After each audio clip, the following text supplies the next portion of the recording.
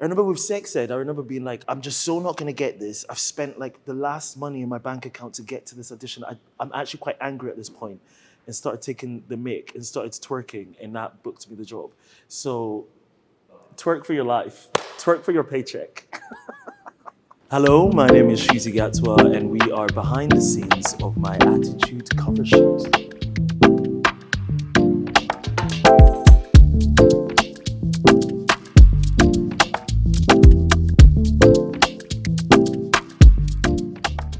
The villain that has frightened me the most this season, I would say definitely is Jinx Monsoon's character.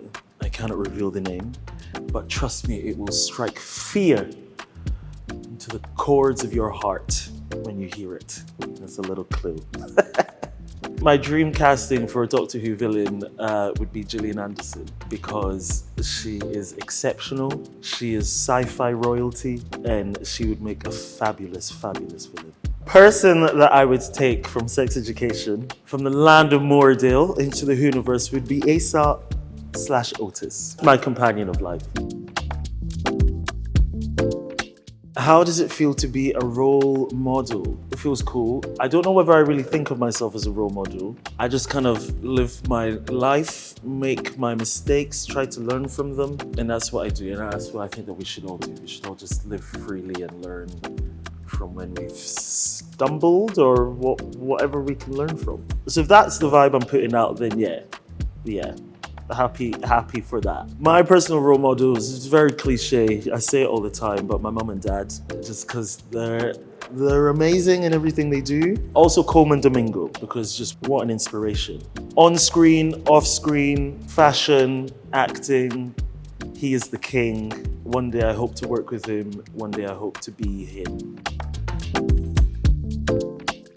First time I felt I saw myself represented on screen was when Top Boy came out for the first time. And I was like second year of drama school. And I guess casting on the British landscape back then wasn't as diverse as it is now. And so can you imagine a situation in which I watch Top Boy and I'm like, that's an avenue for me. So I think following on from that, I think Moonlight was the second time where I was like, yes, I feel like there's a world I can make a career for myself in the world of screen. I have had many an awkward audition. The majority of them are awkward. The minority are plain sailing. Oh gosh, I remember the job that I did before I bit sex ed, The Rivals, was a play, and I went in and I realized that I forgot to read the play. Opened it up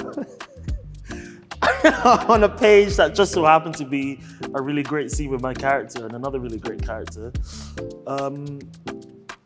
And the scene happened, and I managed to actually book the job, so boom. Top tip, young actors out there, don't read the play. Jokes. It's the auditions that I feel like I mess up are the ones that I get. I remember with sex ed, I remember being like, I'm just so not gonna get this. I've spent like the last money in my bank account to get to this audition. I'm actually quite angry at this point, and started taking the mick and started twerking, and that booked me the job. So twerk for your life, twerk for your paycheck. My favorite looks on Doctor Who, from season 1, I'd say it was the Regency outfit from episode 6. That episode which has Indira Varma and Jonathan Groff, who make exceptional cameos. For Barbie, oh my gosh. I get nice outfits, my God, I get to play with characters that have nice outfits. Ken has a wardrobe of dreams. I would say the outfit that we wore for what we called, when we were shooting Barbie, we called it the Ken Ballet. It's after Ken, Ryan, and Ken Seymour beach off, and then they enter that like pink and blue space, and then we do the whole number. In the black t-shirt, the black trousers, the pink socks, and the black loafers. Just sublime. And for Sex Education, I would say there's a club scene in season 4 where he had like this yellow kilt on and green tank top, yellow harness, and red boots. I love that outfit. How do I use astrology in my everyday life? From the moment I wake up, from the moment I go to bed, I'll check what my pattern is saying for like what my vibe is for that day. And then I try to like, if I ever come up against any obstacles in my day, I tend to like flick through my placements, my big three, and read about them. So Libra, Gemini, and Scorpio, and see whether there's anything in them that would help me tackle said obstacle. Absolutely, I use it on set all the time to figure out whether